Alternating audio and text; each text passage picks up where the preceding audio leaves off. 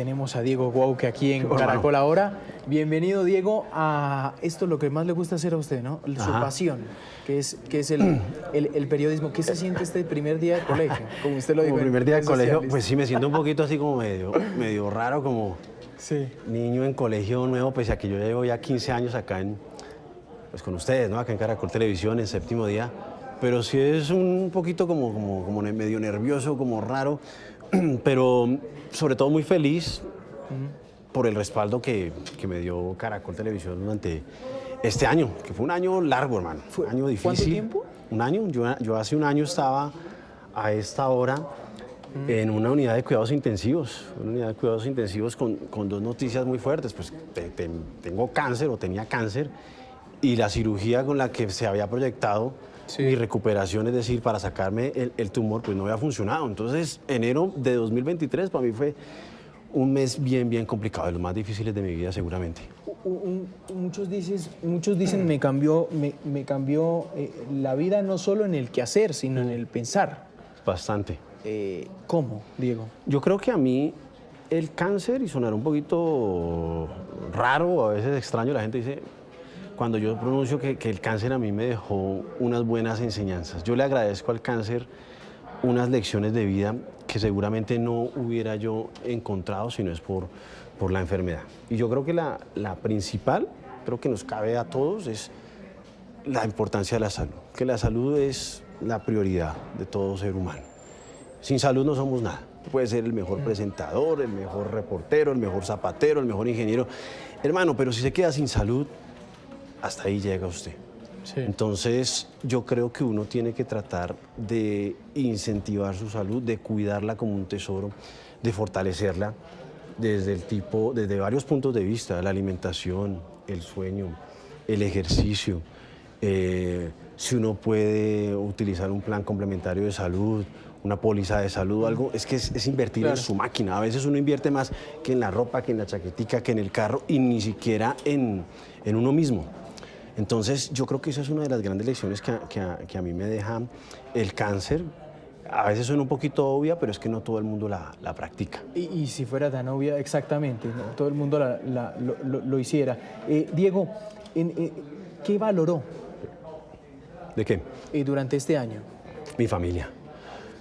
Yo creo que una cosa es pelear esto solo y otra cosa es al lado de la familia. Yo honro totalmente a mi esposa, obviamente a Dios, a mis padres, a mis hermanos, a mi hija. Yo creo que Diego Guauque versus el sarcoma que me atacó a mí, yo hubiera perdido esa pelea. Porque era un sarcoma bien agresivo, bien difícil y bien escondido y atenazado a 4 órganos vitales. Sí. Pero gracias a Dios yo tuve el apoyo de mi familia para sortear esta adversidad tan grande. Uno ve este proceso, Diego, es un proceso de todos los del núcleo familiar, no es un proceso solamente suyo, sino el proceso precisamente de toda su familia. ¿Cómo lo vivieron ellos? No, pues es muy difícil, pues pese a que los reflectores siempre se posan sobre el paciente, y más si la historia se vuelve tan mediática como la mía. Pero para la familia es muy difícil. Esto es una tragedia familiar. Sí, uno es el que se aguanta los dolores, los tratamientos, las quimios, las cirugías, pero es demoledor para la familia.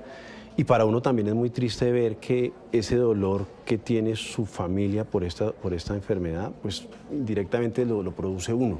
Claro. Mi mamá está triste porque me ve postrado en una UCI o en una cama de hospital. Mi esposa está en estas circunstancias porque yo soy el que estoy así.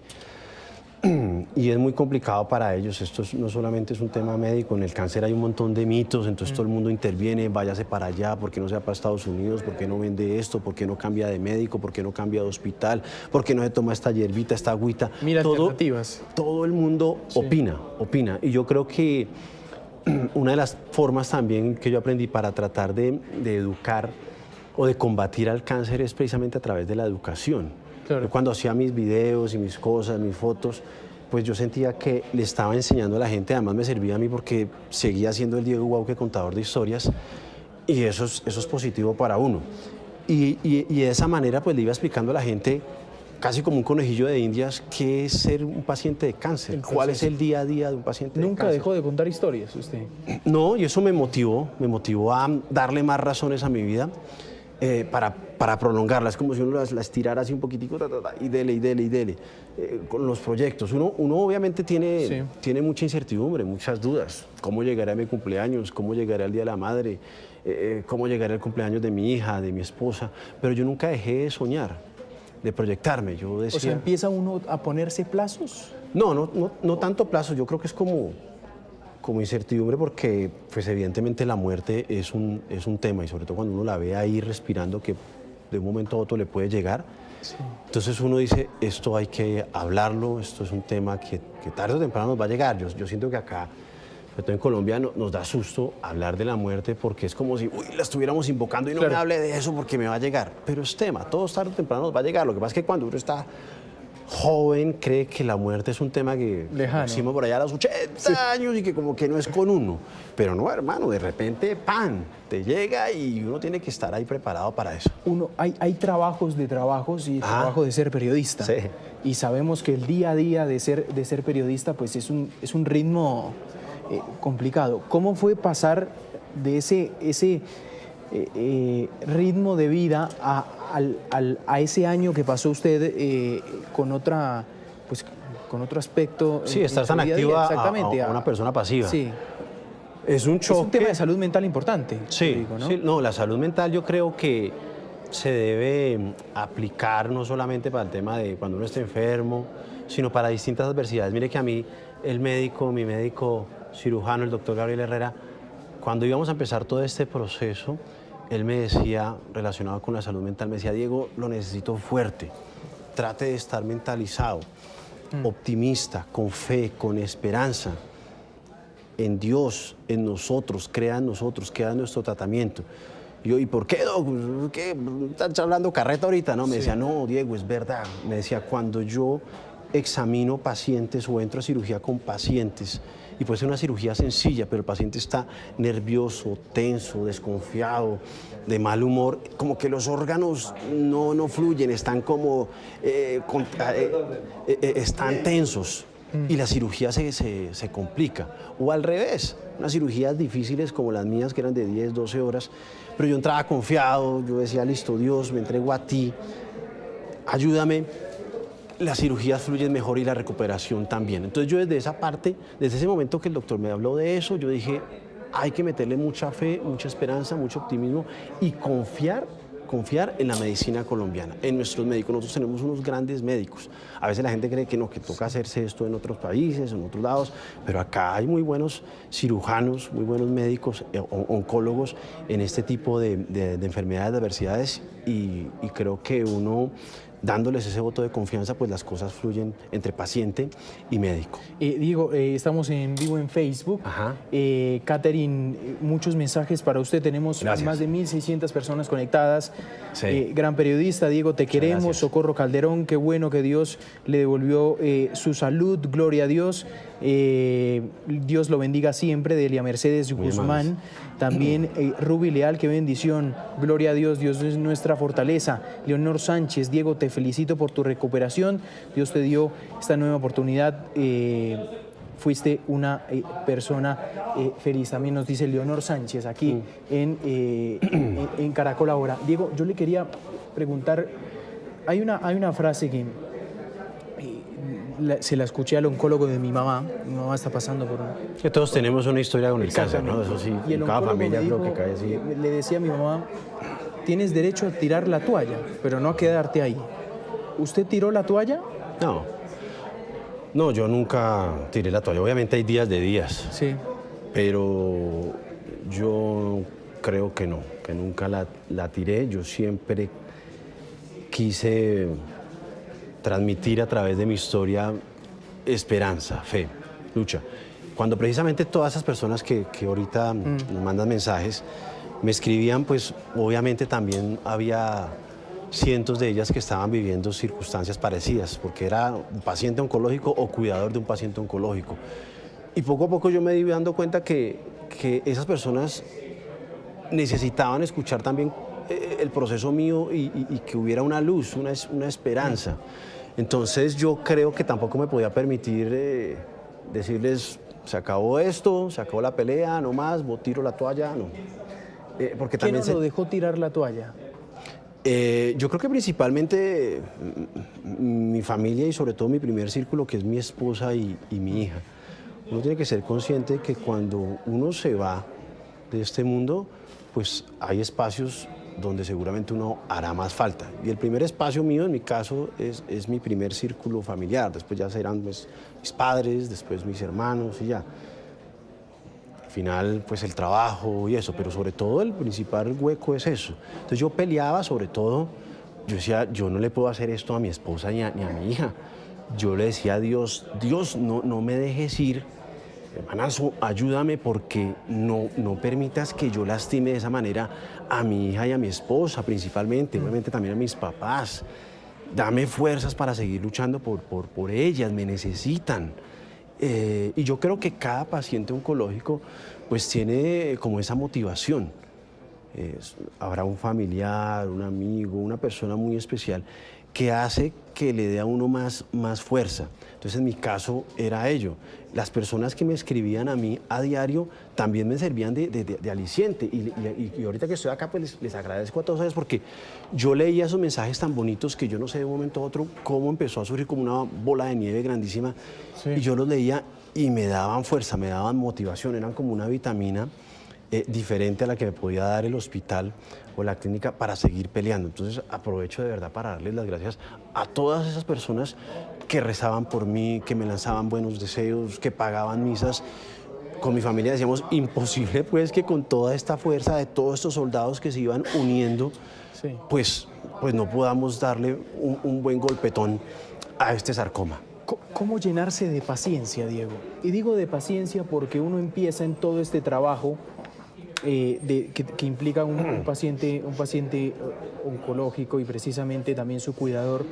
Uno empieza a hacer cuentas, bueno, este ciclo de quimioterapia acaba a tal fecha, yo creo que para tal fecha ya estamos adelante de esto, y a veces uno se encuentra con que esa fecha no fue, sino que esto sigue, y empieza a aparecer esa palabra que yo creo que es mágica, y es la paciencia y el aguante de todo esto.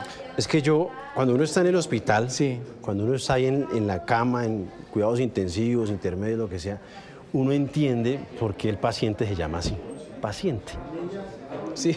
En las noches, hermano, las noches son larguísimas, entra todo el mundo, no lo dejan dormir, grita el del pasillo de al lado, el de la cama de al lado, entra la enfermera, entra el médico, a veces los medicamentos no funcionan de la mejor manera y uno dice, con razón, le dicen paciente, porque uno tiene que estar cargado precisamente de paciencia, de aguante. Pero yo creo que una de las cosas que uno también tiene que ser, aparte de ser paciente, es ser humilde, es ser noble, es ser respetuoso. Es, por ejemplo, darle siempre las gracias a los enfermeros, a las enfermeras que tienen ese sacrificio de quererlo, de consentirlo usted día y noche. ¿Qué pasó, señor Diego? No está funcionando esto. No, ayúdame a ir al baño. Yo siempre traté de ser con ellos absolutamente respetuoso de su profesionalismo, de su cariño, y ni hablar de mis médicos, de mis oncólogos, de darles como ese espaldarazo siempre, pese a que las adversidades o a veces las cosas no funcionaban, de decirles, tranquilo, doc, yo sé que usted lo está haciendo y está tratando de luchar por salvarme la vida. A veces no funcionó esa cirugía. ¿Qué hay que hacer entonces? ¿Nos vamos con quimios? Vámonos con las quimios. No sé si el proceso fue así, se lo pregunto, Diego. Acá hubo cosas que no funcionaron, claro, y que tocó probar con otra cosa. Sí. A la hora es una incertidumbre permanente. Pues es que yo creo que como lo decía al principio, pues la principal apuesta, las principales monedas en esto se las pusimos a la cirugía, que fue una cirugía de ya casi un año, fue el 23 de enero, y toda mi familia y todos estábamos esperanzados en que mi historia oncológica iba a durar 22 días. Sí. Y que el 23 de enero a mí me sacaban el sarcoma y se acabó este claro, cuento, esta historia. Y no. Entonces yo dije, es que es cáncer, estamos enfrentados a un cáncer. A mí me abrieron, me hicieron mi cirugía y todo. Y cuando los médicos entraron, se dieron cuenta que era muy peligroso tratar de sacar ese sarcoma de esa manera porque estaba atenazado al páncreas, al duodeno, a la vena cava y al riñón. Es decir, que si de pronto lo sacaban así, ¡tran!, pues se llevaban algunos de esos órganos vitales. Entonces el médico muy sabiamente dijo, pues vamos a cerrar. Pues vamos a cerrar porque hoy no es el día y vamos a mirar a ver de qué otra forma se puede tratar de sacar el tumor. Eso lo sabemos los pacientes oncológicos, esa palabra tumor, a veces el tumor es en estadio 1, 2, 3, 4, pero a veces no solamente implica eso, sino dónde está el tumor. A mí me hablaban de un montón de términos que yo no conocía y empecé a conocer este año. Cuando a mí me decían, su tumor está en el retroperitoneo. Sí. Yo, ¿qué carajo? Que ni idea. ¿Qué carajo es el retroperitoneo? Leer los exámenes, los papeles, uno no entiende nada. No, y entonces yo me volvía como a mis clases de biología, anatomía en bachillerato, y después ya me explican, el retroperitoneo es como el sótano del cuerpo humano. Y después poco a poco fui entendiendo que si hay un sitio coco difícil para que un cirujano ingrese, ese es precisamente el retroperitoneo.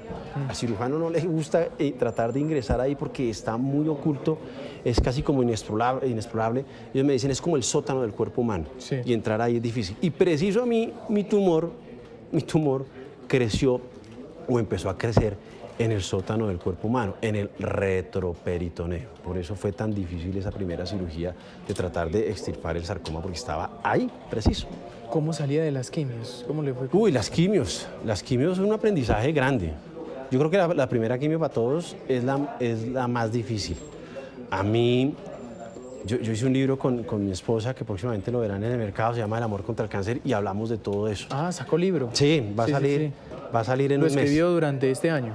Hermano, usted me habla de las quimios y yo en las quimios le daba escribía. Pues no digamos en el computador así juicioso dele, pero sí yo por lo menos sacaba mi celular y decía, la quimio empezó a las 7 de la mañana, me están aplicando un medicamento rojo, vamos a ver qué me está... Y yo iba anotando. A las 10 de la mañana me llegan a visitar mis papás.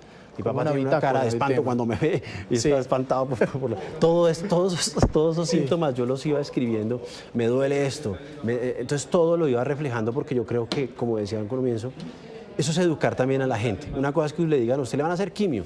Pero yo decía, ¿y qué rayos es una quimio? O sea, ¿me van a qué? ¿Meter unos electrodos así? ¿Qué es eso? ¿Cómo es una quimio? Entonces yo lo fui escribiendo. Entonces es un libro que yo creo que lo escribí desde la UCI, desde la unidad de cuidados intermedios, desde las salas de quimioterapia. Lo escribimos con mi esposa. Es un libro muy bonito porque no solamente está la voz del paciente, la voz de Diego Guauque, sino la voz de Alejandra Rodríguez como coautora y como cuidadora. El cuidador es fundamental. Yo no estaría acá, hermano, si no es por mi esposa, si no es por los cuidados principalmente en cabeza de mi esposa. Yo creo que uno no se para de esto si no tiene un buen cuidador. De hecho, hay un término, el síndrome del cuidador. Claro, el síndrome del cuidador, porque el cuidador se chupa muchas cosas, tanto mentales como físicas. Entonces, una cosa es uno como paciente, y uno escribe sus líneas en el libro como paciente, ¿cierto? Todo lo que está pasando, pero el cuidador, ¿qué? El cuidador es a veces como si fuera un fantasma, y es súper clave. Yo creo que todos en la vida, o casi todos en la vida, vamos a ser cuidadores en algún momento de nuestra existencia, de nuestros papás, de nuestros hijos, de nuestro esposo, esposa, hermanos. Ese es un papel que en un país tan violento como el nuestro es muy probable que nosotros seamos cuidadores. Entonces, lo que ella escribe, yo estoy seguro que mucha gente se va a sentir reflejada. Usted me dice, yo tengo a mi mamá atravesando una situación, o sea, usted sabe qué es ser un cuidador, usted sabe qué es la frustración, qué es el dolor, qué es el llanto, qué es la rabia, la impotencia. Usted sabe lo que es comunicarle a la gente, ¿cómo está tu mamá?, te preguntan. Sí. Se convierte uno como en un portavoz, como en un jefe de prensa, ¿cierto? Sí. Es eso, cómo uno comunica una noticia mala, cómo uno comunica una noticia buena. Eso es muy difícil, hermano. Uno se siente lo que... Y me alegra mucho, primero que usted estos relatos, digo, porque uno se siente identificado con muchas cosas. El tema de la cirugía, tal cual. Uno siente la cirugía y el doctor sale y la cirugía salió muy bien. En este caso, por ejemplo. Salió muy bien y después de la cirugía, pero entonces dijimos, aquí ya es punto final, y no, era punto aparte, siga. Es que, por ejemplo, Juan Camilo, por ejemplo, las cirugías, yo tuve 2 grandes cirugías, una fallida el 23 de enero y otra, gracias a Dios, 29 de mayo, donde me lograron sacar, como yo decía, el alien ese que tenía yo ahí metido. Y las reacciones, obviamente, de la familia y de su cirujano en una cirugía y otra, pues son radicalmente opuestas. ¿Cómo sale un cirujano a decirle a su familia, a su esposa, hoy no fue el día, hoy no lo pudimos sacar?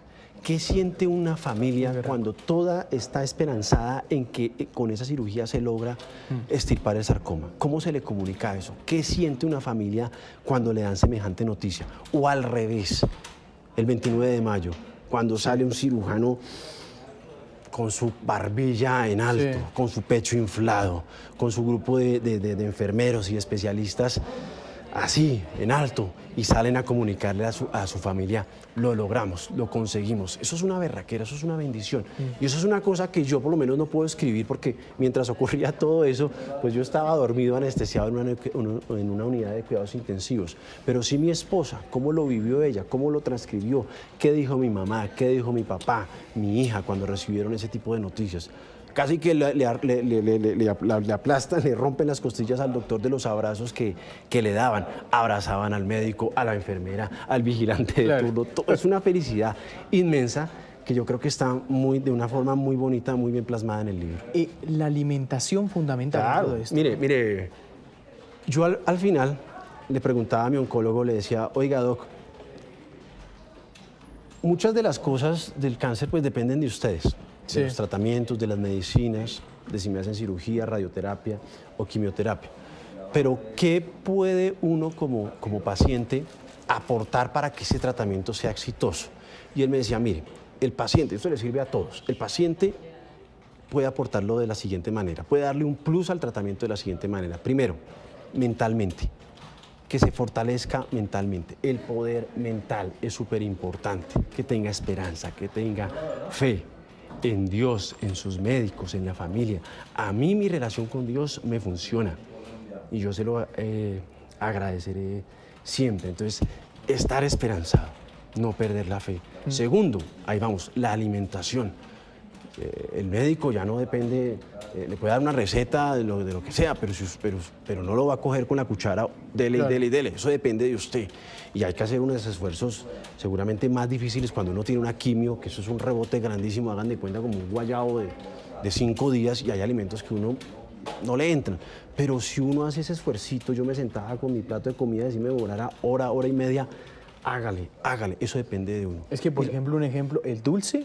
Claro. Les doy un dato del dulce, yo no lo sabía hasta... el dulce estimula las células malignas en el cuerpo. Sí, y eso uno lo aprende y...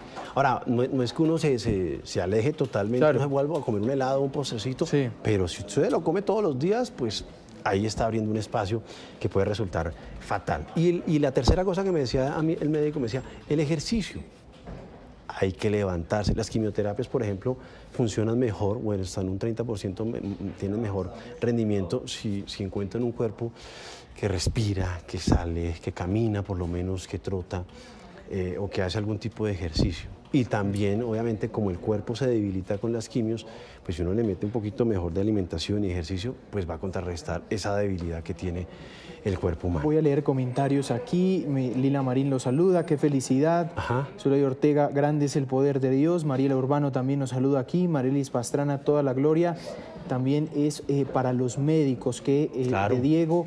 Alba Andrade, gracias a Dios. Rocío Rivera, mire, Diego, wow, qué ejemplo de vida, de resiliencia y del poder del amor de Dios. Muchas bendiciones para ti y para la familia. Muchas gracias. Dios es misericordioso y hoy estás contando tu hazaña y tu victoria, que Él te siga bendiciendo grandemente. Yanesita Pineda es la gente que nos está saludando. Tenemos 1.500 personas conectadas. Usted hablaba de la fe. Sí. ¿Cómo mantenerla viva? Es difícil, sobre todo yo creo que la fe se pone a prueba en los malos momentos. Yo con mi esposa estamos dictando una conferencia y siempre uno toca la fe y la esperanza. Y una cosa es decir, tengan fe, tengan esperanza y decirlo ahorita cuando uno ya está, gracias a Dios, sano. Y otra cosa es decirlo hace un año. Claro. Entonces yo muestro mis videos y decía, mire, yo pese a las circunstancias difíciles, yo mantenía la fe, mantenía la fe en Dios, en la Virgen, en mi familia y en mis médicos. A mí mucha gente me dice, ¿usted es creyente? Yo le digo, sí, yo soy creyente, pero mi creencia no solamente la depositaba hacia Dios, también la depositaba hacia mis médicos. Y a uno le pasan muchas cosas. Por ejemplo, yo recuerdo que salíamos de quimioterapia y como mi caso se hizo tan conocido, pues mucha gente entraba Claro. a saludarme y había Además, ¿cómo es el panorama en esas quimioterapias? Sí. La primera quimioterapia para el cuidador y para el paciente es un shock para Claro. uno, porque es ver el panorama que le va a esperar a uno durante Sí. un buen tiempo, pero es ver la difícil situación no solo en mí, sino en muchas personas. Claro, Hasta porque uno- inclusive en los cubículos escucha uno las tragedias del de al lado y del otro, que le comenta al médico su propia experiencia. Sí, sí, porque uno llega y Sí. corre la cortina, entra a la otra habitación y ve al otro paciente pues sin el pelo, más flacos, amarillentos. Entonces uno dice, Dios mío, ¿en qué momento Claro. me va a tocar a mí? Y esos golpes a veces son fuertes porque uno dice, no, a mí no me va a pasar eso, yo soy fuerte. Y mentiras, a los 15, 20 días, hasta luego mi pelito, más delgado, más silento, amarillo. Hay algunos que no les pasa. Claro. Creo que también Sí, depende son del diferentes. tipo de medicamento Sí. que le metan a uno. A mí se me fue. A mí se me fue y a mí, por ejemplo, vea, aquí me veo con mi pelito. Sí. Usted no sabe cómo lo agradezco. Claro. Y eso es valorar El las cosas momento de pequeñas. que se fue el pelo, ¿cómo fue, Diego? La gente tiende un poquito a subestimar, en el caso de los hombres, que se nos caiga el pelo. Y yo también decía, bueno, me vuelve a crecer y ya, y pues obviamente creo que es más difícil en el caso Sí. de una dama. Pero mire que de todas maneras, yo siempre digo, o yo lo narraba así en el libro, que cuando uno se queda calvo, la calvicie es como el símbolo. Estamos viendo una imagen. Ahí me estaba Sí. creciendo el pelo, ahí estoy con mis dos hermanos celebrando el título de Millos. Claro. Ahí me estaba creciendo ya el pelito, eso fue después de la cirugía. Y es difícil uno volverse a acostumbrar a verse sin pelo, ¿sabe por qué? Sí. Porque Y para la familia también, ¿no? pues yo creo que la familia se acostumbra más fácil, porque lo están viendo permanentemente y en un día Claro. ya se ha acostumbrado, pero uno no está, uno solamente es como cuando se ve Sí. al espejo. Y a mí me ocurría que yo, por ejemplo, podía tener un día relativamente en calma, nos atrevimos de pronto a ir a cine ese día, con los cuidados, tuvimos un día feliz, me vi mi partido y se me olvidó que tenía cáncer, estuve feliz. Pero de repente pasa uno frente al espejo y ¡ah, carajo! Ahí lo ve. ¿Verdad que tengo el maldito cáncer? Ahí está. Estoy calvo y Sí. no estoy calvo porque me haya dado el arrebato a mí de mandarme a calviar, como puede ocurrir en muchos casos, sino porque el cáncer me está gobernando. Es como si el cáncer dijera, ¿estuviste contento hoy, hermano? Sí. ¿Estuviste Aquí chévere? te recuerdo. Te quiero recordar que tú tienes esta enfermedad. Y es difícil, es difícil. O cuando se levanta uno a las 3 de la mañana a orinar, Sí. prende la luz y no, ay, verdad Claro. que tengo esta vaina. Entonces no es tan fácil porque es como el símbolo oncológico. Diego, ya voy a ir terminando. Son muchos los temas que uno tiene que hablar referente, pero estoy hablando como de los puntos más claves. Ajá. La comunicación con los médicos. Sí.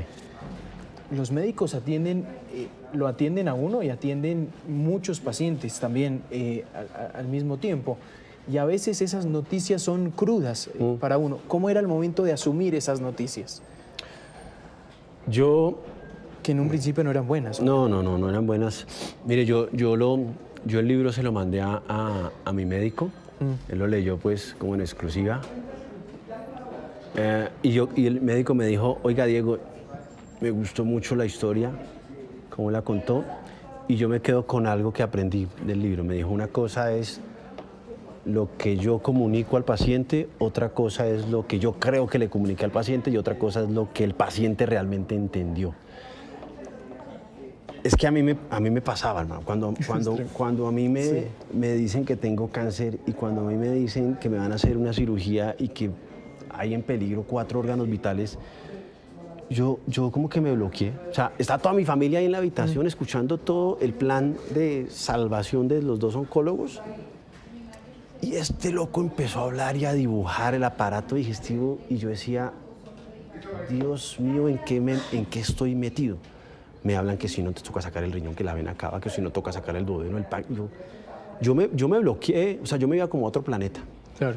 Y después como que aterrizaba, yo como que otra vez estoy acá y volví a escuchar allá el murmullo del doctor. Sí, la cirugía, no sé qué, ¿desde cuándo?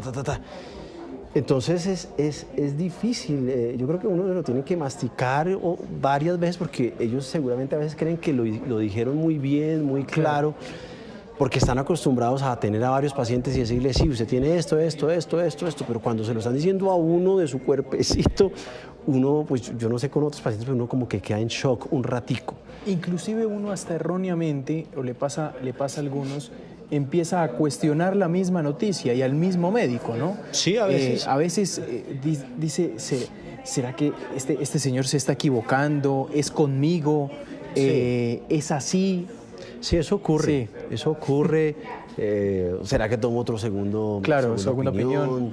¿Será? Pero yo en el caso de los médicos míos ahí en la clínica, yo siempre dije, no, yo voy a... ¿Qué clínica era? En la Santa Fe. Santa Fe. Decía, yo siempre voy a hacer lo que ellos me digan, yo siempre confío en ellos. Me parece que más allá de la sabiduría y experticia que tenían como oncólogos, me generaban confianza. Me parecía que eran buenos seres humanos. Y mi esposa y yo siempre nos miramos y decíamos, vamos con lo que nos dicen los médicos. A mí me ofrecían tantas cosas, hágase esto, vaya a otra clínica, tómese, todas esas cosas que a veces suenan como tan raras, tan inverosímiles, que la sangre de chulo, que el no sé qué, que la vitamina no sé cuándo, que inyéctese no sé qué, que todo eso, pues obviamente se lo dice la gente a uno con mucho cariño, con mucha fe, pero uno tiene que también hasta en esos momentos estar muy centrado, poco escéptico, y yo todo se lo decía a mi oncólogo. Oiga, doc, me dicen que me aplique esto, ¿usted qué opina? No. Oiga, doc, ¿qué tal si me tomo esto? No. Oiga, doc, que me dicen que si voy y tomo una segunda opinión en tal lado, pues ya verá. Oiga, doc, que en Estados Unidos hay una clínica, no. Entonces yo decía, lo que me diga mi oncólogo es lo que yo voy a hacer. Y creo que puede ser un mensaje muy bueno porque el cáncer creo que se nutre también del desconocimiento, de la falta de educación, del temor. Ahora, yo no juzgo a una persona... ¿Qué parte del temor? Que si el día de mañana se toma una sangre de chulo, lo hace... Yo no creo que sea una persona, un ignorante, no, ¿sabe por qué lo hace? Porque eres vulnerable, hermano. Cuando uno está vulnerable, uno no piensa de la misma manera. Cuando uno le dicen, no funcionó la quimio, no funcionó la cirugía, no funcionó la radioterapia, tómese la sangre de chulo, pues esa persona dirá, pues bueno, yo lo hago. No porque sea un bruto, sino porque es vulnerable, porque está peleando contra la muerte y prueban. Pero ese tipo de cosas uno las ve, las ve en los pasillos oncológicos. Diego, ¿es la primera vez que pisa el canal después de un año? Sí, pues este año había estado en día a día como en abril, sí. Yo fui calvito y todo. El lunes voy a estar nuevamente con ellos. Pero llevaba, imagínense, un año, muchas cosas que por los pasillos y esto no estaba, esto es nuevo. Y esto le iba a decir es, en modo trabajo, usted pisando el canal, sí. ¿Qué hay de diferente en este Diego al Diego de hace un año? Yo creo que uno, yo pienso que, pues como nosotros tocamos tantos dramas personales, yo creo que van a encontrar un Diego Guauque más humano, más sensible. Yo creo que a veces a nosotros los periodistas nos pasa lo que les puede ocurrir a veces a los médicos, que como hacemos la nota y sale, hoy estoy haciendo una historia, mañana sale otra, uno a veces como que pierde quizás esa sensibilidad de entender que es el drama de esa persona y uno pasa al otro día y hace otra cosita. Yo creo que uno a veces se distancia un tanto de eso. Pero yo creo que ahora van a encontrar un Diego Guauque más sensible en ese aspecto. No quiere decir que antes no lo sea. Que va a entender un poquito mejor el panorama de la salud de los colombianos, porque hice casi que un máster durante un año de qué es salud. Entiendo mucho mejor lo que viven, los temores de los médicos, de los pacientes. Entonces, creo que ese tipo de cosas van a servir pues a que mis reportajes sean más maduros y tengan de pronto otro tipo de enfoque. No sé cuándo vuelva yo a salir al aire, porque esta pregunta me la hacen constantemente. Listo, Diego, ya estás en Caracol, entonces ¿qué? El domingo ya sales, es el primer día. No, yo creo que Además me que demoró. los informes del séptimo día llevan tiempo, ¿no? Claro. Es un tema de producción grande. Sí, entonces yo creo que me demoro un poquito porque ahora yo entro en una etapa en la que esta es una empresa muy responsable. Y me dijo, Diego, primero vamos a que te chequee, que te evalúe un médico laboral que me proporciona acá el canal. Y ese médico va a evaluar mi historia clínica, todo lo que me pasó a mí el año pasado, los órganos que me quitaron, bueno, todo eso lo conocerán en el libro y eso pues seguramente será no sé, un condicionante, yo Claro, creo que temporal. para saber usted qué puede hacer. Exacto, van a decir, bueno, este loco, ¿qué puede hacer? Puede hacer, viajar acá, Y bueno, eso me lo dirán la próxima semana y eso se lo remitirán a las directivas de acá, de Caracol. Muy bien, es Diego Guauque, periodista de Séptimo Día. Diego, ya para terminar, pues hay miles de personas viéndonos en las redes sociales en este momento. Y los que están pasando por esta situación, que tal vez se encuentren, no sé, durante una quimio, después de una quimio, y sientan, pues a veces que no dan más, se sienten cansados, Sí. bajoneados. ¿Qué mensaje al escucharlo usted? Pues yo me la he pasado este año enviando ese tipo de mensajes porque sí que he recibido mensajes sobre todo de pacientes y de cuidadores oncológicos que precisamente están en esa condición. La depresión es una constante dentro del cáncer. Yo lo que hago es, a muchos les mando mensajes, audios o videitos a través de Instagram o de WhatsApp, contándoles básicamente mi historia. Es decir, pacientes que me dicen, yo no me voy a hacer la cirugía porque me da temor, porque me da susto no salir. Yo les digo, mire hermano, yo no le puedo decir a usted esa cirugía le va a salir positiva o negativa, pero yo lo entiendo porque a mí me pasó eso mismo. Y mire que a mí mi primera cirugía no me funcionó, la segunda sí. Y trato como de animarlos y de contarles cuál fue mi experiencia y que hay esperanza. Para mí es muy bonito cuando la gente me ve y dice, oiga, te curaste, sí. ¿Qué hiciste? Hay fe, hay esperanza. Se puede sanar, se puede salir de ese mundo. Diego, no quiero hacerme la quimio porque es que me dijeron que esa quimio me lastima bastante, que es como un veneno. ¿Qué hago? Yo digo, pues para mí no fue un veneno, para mí fue la medicina que me sacó adelante. Para mí fue la medicina que logró reducir mi sarcoma, que era un sarcoma muy agresivo, me lo redujo en un 28% y por eso el médico pudo volver a entrar a cirugía. Entonces, eso fue lo que me pasó a mí, hermano. O dile a tu familiar que eso fue lo que me ocurrió a mí, de pronto lo animas. Y para mí es muy bonito encontrarme un día o 2 días después que me dicen, Diego, ese mensaje le sirvió a mi esposo porque ahora sí se quiere hacer la cirugía. Diego, mira, aquí está mi señor padre haciéndose su quimioterapia y esta es la foto, porque tú le dijiste que por ahí podría ser. No sé si les vaya a funcionar, no sé, pero yo lo que hago es como replicar mi historia y decirles, estén fuertes mentalmente, coman bien, aliméntense bien, hagan ejercicio. Ese tipo de cosas son el plus que uno le puede meter para tratar de vencer la enfermedad. Yo lo hice y a mí me funcionó.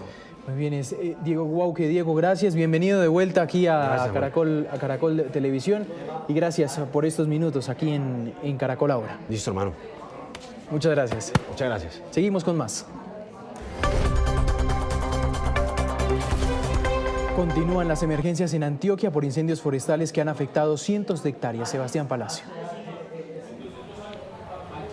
¿Qué tal? Buenos días. Saludamos a todos los que nos ven y se conectan a través de Caracol Ahora. Sigue siendo muy preocupante la situación de incendios aquí en el departamento de Antioquia. Si bien la atención del país se concentra en lo que tiene que ver con esos incendios, especialmente en Bogotá y lo que hemos visto aquí en el departamento de Antioquia, hay que decir que en esta región hemos padecido este fenómeno desde el mes de diciembre. Especialmente desde esa época ya se veían muchos incendios forestales en el departamento de Antioquia.